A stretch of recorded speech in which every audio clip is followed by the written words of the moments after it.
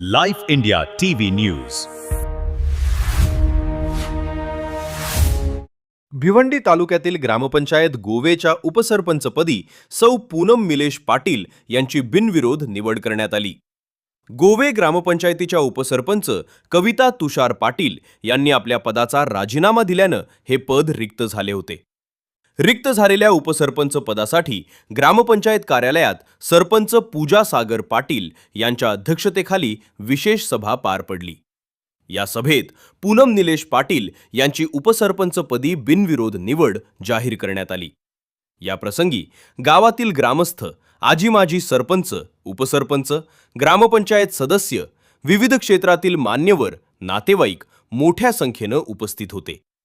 उपस्थितांनी नव्यानं निवड झालेल्या उपसरपंच पूनम निलेश पाटील यांना पुष्पगुच्छ देऊन शुभेच्छा दिल्या. उपसरपंचपदी बिनविरोध निवड झाल्यानंतर गावातून त्यांची गाजत वाजत फटाक्यांच्या आतषबाजीत भव्य मिरवणूक काढण्यात आली. या मिरवणुकीत ग्रामस्थांनी उत्स्फूर्त सहभाग घेत आनंदोत्सव साजरा केला. यावेळी उपस्थित मान्यवरांनी पूनम निलेश पाटील यांना पुढील कार्यकाळासाठी शुभेच्छा देत गावाच्या सर्वांगीण विकासासाठी लोकाभिमुख आणि पारदर्शक कारभार करण्याचा विश्वास व्यक्त केला आहे. विद्यमान उपसरपंच सौ रविता तुषार पाटील यांचं उपसरपंचपदाचं रिक्त झालेल्या पदासाठी आज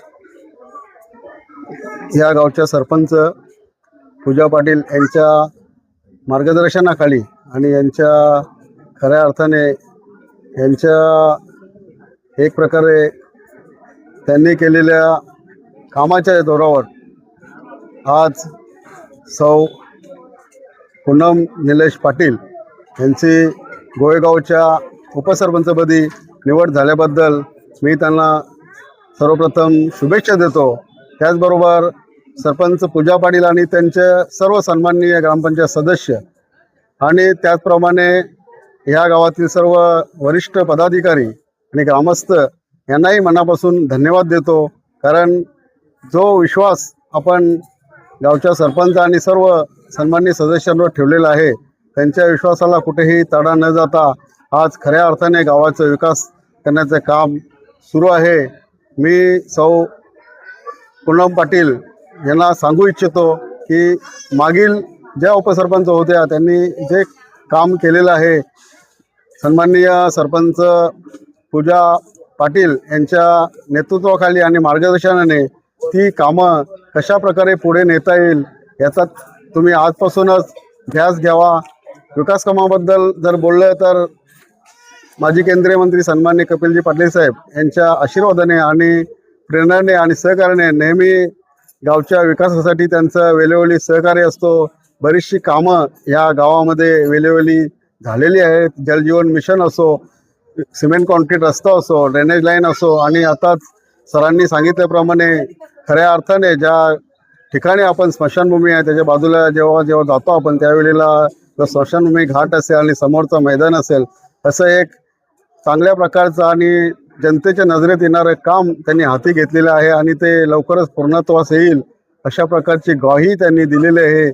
मला एवढंच सांगू इच्छितो का खऱ्या अर्थाने ज्या विश्वासाने जनतेने आपल्याला निवडून दिलेलं आहे त्या विश्वासाला आपण पात्र आहात आणि ज्या जबाबदारी आपल्यावर ज्या दिलेल्या आहेत, मी पूनम पाटील यांना पुन्हा विनंती करेन का जो आपल्यासाठी कालावधी उपसरपंच पदाचा मिळालेला आहे त्या उपसरपंच पदाचं खऱ्या अर्थाने कशा प्रकारे त्या पदाला आपल्याला न्याय देता येईल आणि सरपंचांच्या मार्गदर्शनाखाली त्यांना सहकार्य करून उर्वरित जी कामं आहेत ती कशा प्रकारे मार्गदर्शक लागतील अशी मी सर्व ग्रामस्थांतर्फे आशा व्यक्त करतो. आणि त्यांना ज्या वेळेला काही अडचणी येतील त्या अडचणी असतील ते गावचे वरिष्ठ असतील, मी स्वतः असेन, सन्माननीय केंद्रीय मंत्री कपिलजी पाटील साहेब असेल, यांचं नेहमी आम्ही एक प्रकारचे सहकार्य आणि मार्गदर्शन आणि त्यांचा आशीर्वाद घेऊन पुढील जी कामं आहेत ती कामं पूर्ण करण्याचा ग्रामपंचायत सरपंचाने त्यांच्या सर्व सहकाऱ्यांना आम्ही सहकार्य करून ते पूर्णत्वास आणू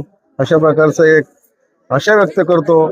त्याचबरोबर पुण्याच्या एकदा मी पूनम पाटील यांना त्यांच्या उपसरपंच पदासाठी धन्यवाद देतो. आणि आज ज्या प्रकारे गर्दी जमलेली आहे एका गावाचं सरपंच पद आणि उपसरपंच पद कसं असते, प्रत्येकाचं स्वप्न असतं या गावचं आपण प्रतिनिधित्व करावं. त्या प्रकारचं एक प्रकारचं आज सौ पूनम पाटील यांचं एक स्वप्न पूर्ण झालेलं आहे. आणि अशाच प्रकारे जो विश्वास जनतेने आपल्यावर दाखवलेला तो विश्वास सार्थ आपण ठरवावा अशी मी आशा व्यक्त करतो. सरपंच, उपसरपंच आणि सर्व सदस्यांनी मला बिनविरोध निवडून दिल्याबद्दल मी त्यांचे हार्दिक आभार करते, मनापासून धन्यवाद मानते. आणि जसा माझ्यावर विश्वास दाखवलाय सर्वांनी तसा मी नक्की प्रयत्न करीन सर्व काम करण्याचा. जे आमच्या समोर जे काम ग्रामस्थ ठेवतील ते आम्ही नक्कीच पूर्ण करण्याचा प्रयत्न करू.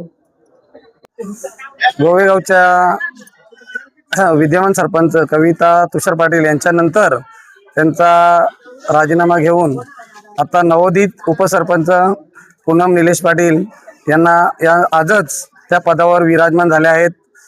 खरोखरच अतिशय वेगळं असं आणि न सांगण्याजोगं, म्हणजेच अगदी रेग्युलर 8 महिने जो सरपंच पद आहे तो व्यवस्थितरित्या प्रत्येक पदाधिकाऱ्याला मिळाला जातो आणि खरोखर मिळालेला आहे. आणि तोही वेळेवर, कोणीही कोणत्याही प्रकारे एकही दिवसाचा एक्स्ट्रा दिवस न घेता अगदी वेळेवर समंजसपणे राजीनामा घेतला आणि यांची बिनविरोध निवड झालेली आहे.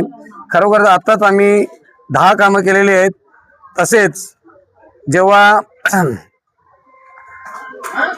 आम्ही कामं मागायला गेलो एका ठिकाणी, तिथे आम्ही फक्त 2 कामं अशी मोठी मागितली की आम्हाला तलाव आणि एक मैदान गावासाठी हवं आहे. आणि आम्ही कोणत्याही प्रकारचं काही न घेता आम्ही तो फक्त गावासाठी 2 कामं मागितली आणि खूपच सुंदर अशी कामं ती झालेली आहेत.